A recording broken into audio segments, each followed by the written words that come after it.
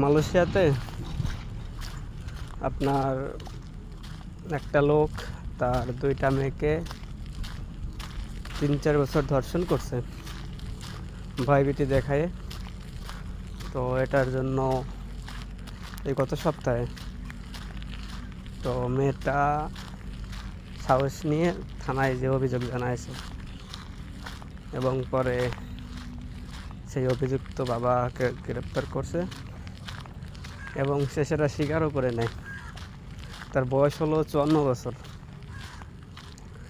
তো 1 সপ্তাহের মধ্যেই দেখেন আপনার রায়ও দিয়ে দিছে, সম্ভবত 165 বছরের জেল দিছে আর 110টা বেতাঘাত।